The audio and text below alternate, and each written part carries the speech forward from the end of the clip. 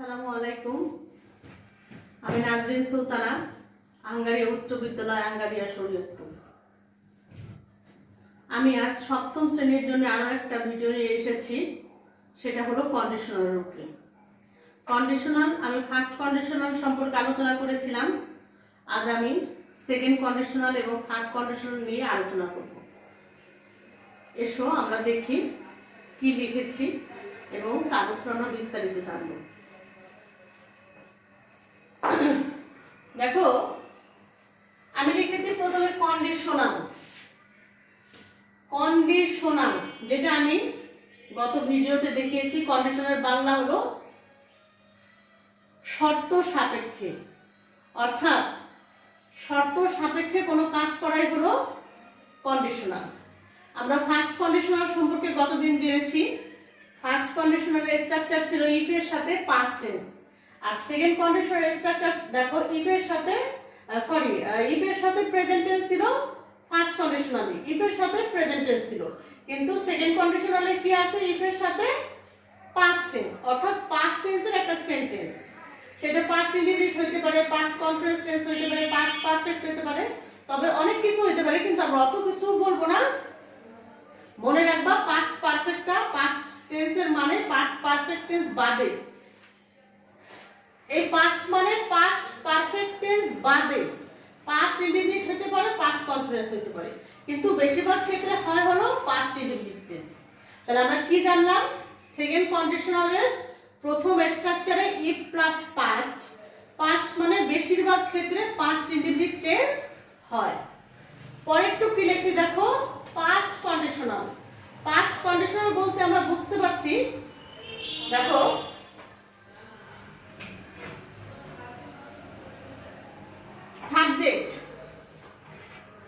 Subject, তারপরে would, could, might. Past conditional মানে হলো ফুল একটা সেন্টেন্স, যে সেন্টেন্সে সাবজেক্ট থাকবে, সাবজেক্টের পরে উড অথবা কুড অথবা মাইটের একটা শব্দ বসবে, তারপরে কি বসবে? ভার্বের প্রেজেন্ট ফর্ম, তারপরে কি বসবে? এক্সটেনশন। তাহলে আমরা সেকেন্ড কন্ডিশনাল সম্পর্কে, স্ট্রাকচার সম্পর্কে কি জানলাম?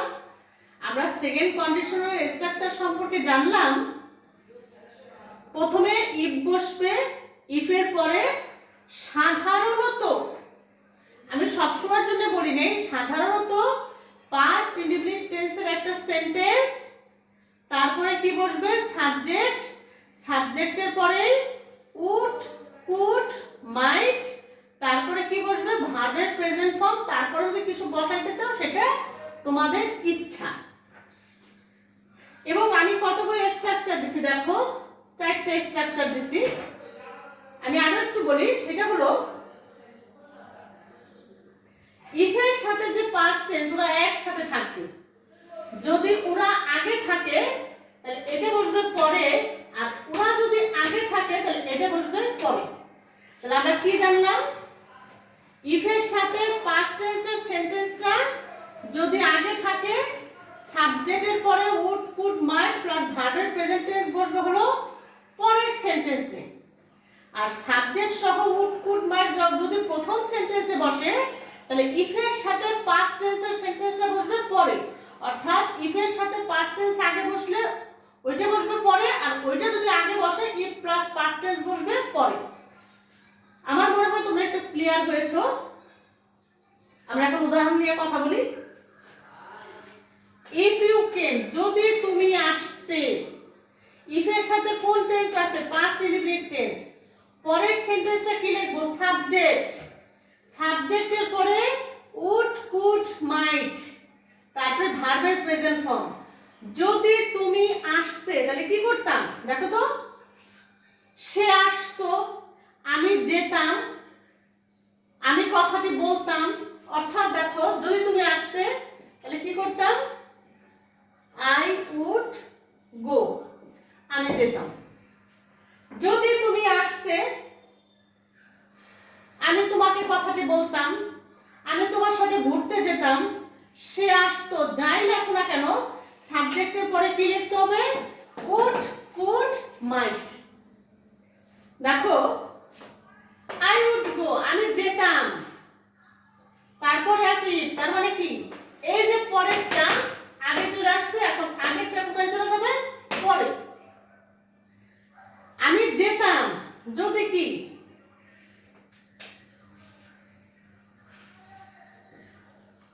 হি কেম, যদি সে আসতো। তার মানে ইফ এর সাথে পরের টু কি হয়েছে, পাস্ট ইনডিফিনিট টেন্স হয়েছে। তাহলে আমরা আপাতত ভাবে জানলাম ইফ এর সাথে সব সময়ের জন্য পাস্ট টেন্সের একটা সেন্টেন্স, সেখানে পাস্ট ইনডিফিনিট এবং পাস্ট কন্টিনিউয়াস টেন্স হতে পারে, তবে পাস্ট পারফেক্ট টেন্স লিখবা না। তার কারণ কি, পাস্ট পারফেক্ট টেন্সের স্ট্রাকচার হলো তোমার থার্ড কন্ডিশনালে আছে, এজন্য পাস্ট পারফেক্ট টেন্সের সেন্টেন্স সেকেন্ড কন্ডিশনালে হবে না। ইফ এর সাথে হয় পাস্ট ইনডিফিনিট অথবা পাস্ট কন্টিনিউয়াস টেন্স, তবে বেশিরভাগ ক্ষেত্রে ইফ এর সাথে পাস্ট ইনডিফিনিট টেন্স বেশি হয়। পরের সেন্টেন্সটা সাবজেক্টের পরে উড অথবা কুড অথবা মাইট, তারপরে বলবে ভার্বের প্রেজেন্ট ফর্ম, তারপরে যদি আরো তুমি কিছু লিখতে চাও অবজেক্ট রূপে বা এক্সটেনশন আকারে লিখতে পারবে। আর যদি লিখতে না চাও ভার্বের মধ্যেও তোমার কথা যদি সমাপ্ত হয় তুমি ওখানে শেষ করে দিতে পারবে। আচ্ছা দেখো, আমি পরে আরো দুটো উদাহরণ দিয়েছি, খুব ইম্পর্টেন্ট দুটো উদাহরণ। ইফ আই ওয়ার ইউ, যদি আমি তুমি হতাম। আরেকটা দিছি if I had a TV, যদি আমার টিভি থাকতো। যদি সাবজেক্টের পরে ওয়্যার দেখো, তার মানে কি পাস্ট টেন্সে আছে, সেকেন্ড কন্ডিশনাল নিয়মে করবা। সাবজেক্টের পরে যদি শুধু হেড দেখো, হেডের পরে যদি ভার্বের পাস্ট পার্টিসিপল না থাকে, যদি শুধু হেড দেখো, হেডের পরে যদি কোনো ভার্বের পাস্ট পার্টিসিপল না থাকে, সেই ক্ষেত্রেও তুমি কোন কন্ডিশনালে করবা, সেকেন্ড কন্ডিশনালে। দেখো তোমরা মনে মনে ভাবতে পারো আয়ের পরে ওয়ার কেন লিখছে, এটা ভুল আছে কিনা। না, যখন কোন সেন্টেন্স আনরিয়েল পাস্ট, অর্থাৎ আনরিয়েল পাস্ট বলতে আমরা বুঝি যেটার কোনো মূল্য নেই, ভিত্তি নেই, অবাস্তব, কল্পনাতীত। আমি যদি তুমি হতাম, আমি কখনোই তুমি হতে পারবো না, আমরা কল্পনা করি, আমরা মনে করি। আমি যদি রাজা হতাম, আমি যদি ফুল হতাম, এগুলি কি করি, আমাদের কল্পনা প্রসূত কথা। এরকম যদি কোনো সেন্টেন্স থাকে, সেই ক্ষেত্রে সমস্ত পার্সনের সাথে ওয়্যার বসবে। আই বলো, হি বলো আর শি বলো, যে কোনো পার্সনের সাথে কি বসবে, ওয়্যার বসবে। ওয়্যার পাস্ট টেন্সের ওয়্যার, ওয়াজ বসবে না। যখনই ওয়্যার দেখবা তখন মনে করতে হবে সেন্টেন্সটা আছে আনরিয়েল পাস্ট, অর্থাৎ যে পাস্টটা কল্পনা করা হয়, অর্থাৎ যেটা বাস্তবে সম্ভব না। তাহলে এই সব ক্ষেত্রে, অর্থাৎ ইফ এর সাথে যদি সেন্টেন্সটা ওয়্যার দেখো, সাবজেক্টের পরে ওয়্যার দেখো অথবা সাবজেক্টের পরে হেড দেখো, হেডের পরে যদি ভার্বের পাস্ট পার্টিসিপল না থাকে, তাহলে মনে করতে হবে সেন্টেন্সটা আছে পাস্ট টেন্সে, পাস্ট পারফেক্ট টেন্স না, পাস্ট ইনডিফিনিট টেন্সে আছে, পাস্ট ইনডিফিনিট টেন্সে আছে। পাস্ট ইনডিফিনিট টেন্স মনে করে তোমার কি করতে হবে, সেন্টেন্সটাকে তোমার সেকেন্ড কন্ডিশনাল নিয়মে করতে হবে। তাহলে দেখো ইফ আই ওয়ার ইউ, যদি আমি তুমি হতাম, তাহলে আমি কি করতাম, দেখো I would not do it দিতে পারো, this দিতে পারো, আমি এটা করতাম না। তাহলে কি লিখলাম, দেখো আমি সাবজেক্টের পরে উড, কুড, মাইট যোগ, যে কোনো একটা যোগ করে ভার্বের প্রেজেন্ট ফর্ম করে আমার করতে হবে। আমি হ্যাঁ বোধক না বোধক সেটা আমার ইচ্ছা, সেটা আমার ব্যাপার, আমি যে কোনো একটা ফর্মেই করতে পারি। তারপরটা দেখো if I had a TV, if I had a TV, যদি আমার টিভি থাকতো, তাহলে কি, এটাও সেকেন্ড কন্ডিশনাল নিয়মে করতে হবে। I would, সবচেয়ে ভালো এখানে could যদি ব্যবহার করো, I could was it, আমি এটা অবলোকন করতে পারতাম, এটা দেখতে পারতাম। তাহলে কি দেখলাম, হেডের পরে যদি ভার্বের পাস্ট পার্টিসিপল না থাকে, তাহলে আমরা কোন কিসে করব, সেকেন্ড কন্ডিশনালে। তাহলে আমরা কিসে করব, সেকেন্ড কন্ডিশনালে। আমরা সেকেন্ড কন্ডিশনাল সম্পর্কে জানলাম, আগের ভিডিওতে ফার্স্ট কন্ডিশনাল সম্পর্কে জেনেছি। আজকে সেকেন্ড কন্ডিশনাল এবং থার্ড কন্ডিশনাল সম্পর্কে জানবো। দেখো থার্ড কন্ডিশনাল আমি কি লিখেছি, স্ট্রাকচার ইফ, ইফ এর সাথে কি পাস্ট পারফেক্ট, ইফ এর সাথে পাস্ট পারফেক্ট টেন্সের একটা সেন্টেন্স। এই জন্য আমি বলেছিলাম সেকেন্ড কন্ডিশনালে বলেছিলাম পাস্ট টেন্স মানে পাস্ট ইনডিফিনিট হতে পারে, কন্টিনিউয়াস হতে পারে, পারফেক্ট হতে পারে, কিন্তু আমার মনে রাখতে হবে পারফেক্টটা আমি সেকেন্ড কন্ডিশনালে ব্যবহার করতে পারবো না। যদি আমি পারফেক্ট ব্যবহার করি তাহলে সেটা চলে যাবে থার্ড কন্ডিশনালে। এইজন্য ইফ এর সাথে যদি পাস্ট ইনডিফিনিট অথবা কন্টিনিউয়াস দেখো, বিশেষ করে পাস্ট ইনডিফিনিট দেখো, তাহলে তোমার কোন নিয়মে করতে হবে, কোন রুলে, সেকেন্ড কন্ডিশনাল রুলে। আর থার্ড কন্ডিশনালে সব সময় জন্য ইফ এর সাথে পাস্ট পারফেক্ট টেন্সের একটা সেন্টেন্স হবে। তাহলে ইফ এর সাথে কি সেন্টেন্স হবে, পাস্ট পারফেক্ট টেন্সের একটা সেন্টেন্স। পরের সেন্টেন্সটা কি লেখা আছে দেখো, পারফেক্ট কন্ডিশনাল, তার মানে কি দেখো সাবজেক্ট, তারপরে উড কুড মাইট, তারপরে কি দেখো এই তিনটার সাথে কি বসবে, হ্যাভ।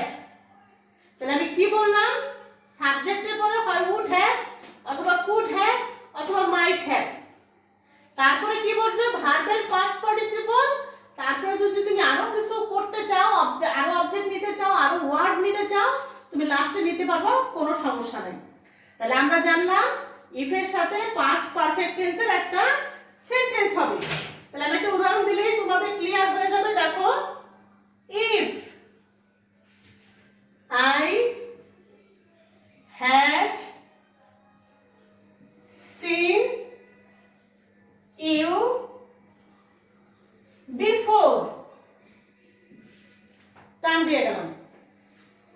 আমি যদি তোমাকে পূর্বে দেখতাম তাহলে কি করতাম, তাহলে কি প্রথমে লিখবো, এই দেখো সাবজেক্ট, তাহলে কি লিখবো I, তারপরে কি would have, could have, might have, I would have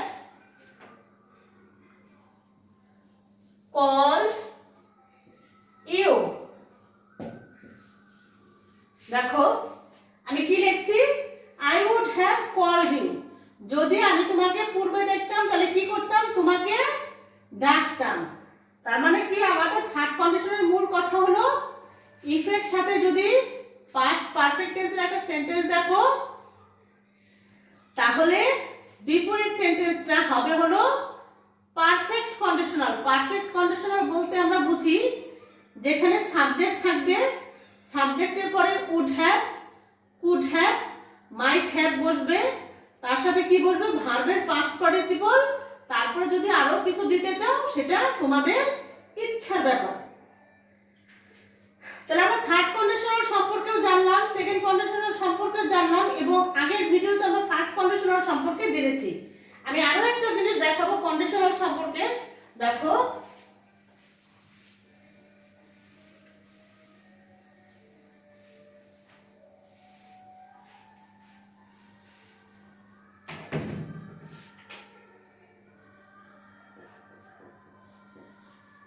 had I seen you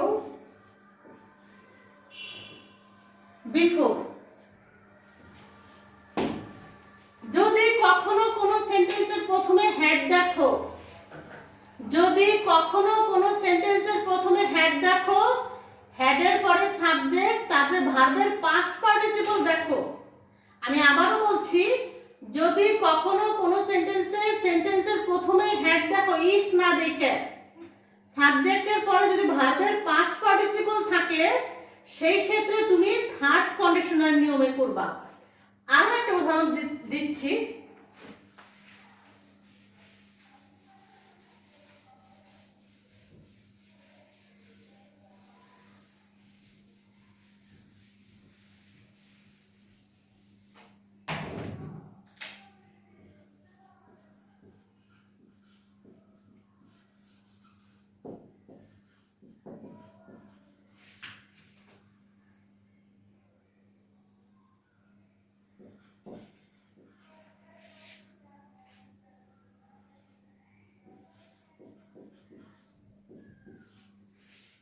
দেখো had I the wings of a dove অথবা bird, ভার্ব দিতে পারো, বার্ড। মূল কথা হলো যদি হেডের পরে যে সাবজেক্ট, হেডের পরে যে সাবজেক্টের পরে যদি ভার্বের পাস্ট পার্টিসিপল থাকে, সেই ক্ষেত্রে তোমার অবশ্যই থার্ড কন্ডিশনাল নিয়মে করতে হবে। তবে হেডের পরে সাবজেক্টের পরে যদি ভার্বের পাস্ট পার্টিসিপল না থাকে, সেই ক্ষেত্রে তোমার জন্য দুটো দরজাই খোলা। তুমি সেকেন্ড কন্ডিশনাল নিয়মেও করতে পারো, থার্ড কন্ডিশনাল নিয়মেও করতে পারো, কোনো বাধা নেই। আমি কি বললাম, যদি সেন্টেন্সের প্রথমে হেড থাকে, সেই হেডের বাংলা হয়ে যাবে যদি, সেই হেডের বাংলা হয়ে যাবে যদি, হেডের পরে সাবজেক্ট, হেডের পরে সাবজেক্ট, সাবজেক্টের পরে যদি ভার্বের পাস্ট পার্টিসিপল থাকে, তাহলে অবশ্যই তোমাকে থার্ড কন্ডিশনাল নিয়মে করতে হবে। যদি হেডের পরে সাবজেক্ট, তারপরে যদি তোমার ভার্বের পাস্ট পার্টিসিপল না থাকে, সেই ক্ষেত্রে তুমি তোমার ইচ্ছা মতো নিয়মে করতে পারো। তুমি সেকেন্ড কন্ডিশনাল নিয়মেও করতে পারো, থার্ড কন্ডিশনাল নিয়মেও করতে পারো। আচ্ছা, আমি প্রথমটা অ্যানসার করি। দেখো, had I seen you before, যদি আমি তোমাকে পূর্বে দেখতাম, I would have told the matter. Had I the wings of a bird, যদি আমার পাখির মতো ডানা থাকতো, তাহলে কি করতাম দেখো তো,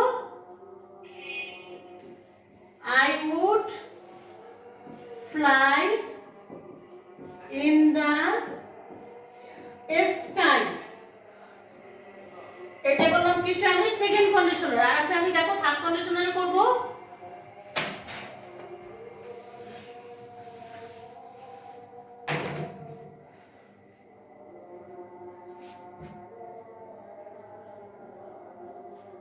I would have flown in the sky. তার মানে কি, আমি সেকেন্ড কন্ডিশনাল নিয়মেও করতে পারবো, থার্ড কন্ডিশনাল নিয়মেও করতে পারবো। যাই হোক, আশা করি তোমরা কন্ডিশনাল সম্পর্কে তোমাদের ধারণা এসেছে। কন্ডিশনাল কয় প্রকার, কি কি, প্রত্যেকটা স্ট্রাকচার, প্রত্যেকটা কিভাবে করতে হয়। এই দুটো ভিডিও যদি তোমরা দেখো, কন্ডিশনাল উপরে দুটো ভিডিও আছে, এই দুটো ভিডিও যদি তোমরা মনোযোগ সহকারে দেখো, আমি আশা করি তোমাদের কোনো সমস্যা হবে না। আমি আরেকটু কথা বলি, ফার্স্ট কন্ডিশনালে আমরা জানি সাবজেক্টের পরে প্রেজেন্ট টেন্স, তারপরে কি ফিউচার টেন্স অথবা ইম্পারেটিভ সেন্টেন্স। আমি ফিউচার টেন্সের জায়গায় অনেক সময় আমরা ইচ্ছা করলে মে ব্যবহার করেও করতে পারি, ক্যান ব্যবহার করেও করতে পারি, সম্ভাবনা ক্ষেত্রে। মেটা ব্যবহার হয় সাধারণত সম্ভাবনা ক্ষেত্রে। যাই হোক, তোমরা এই ভিডিও দুটো যদি তোমরা দেখো, আশা করি কন্ডিশনাল সম্পর্কে আর কারো কোনো সমস্যা থাকবে না। ভালো থেকো, সুস্থ থেকো, আল্লাহ হাফেজ।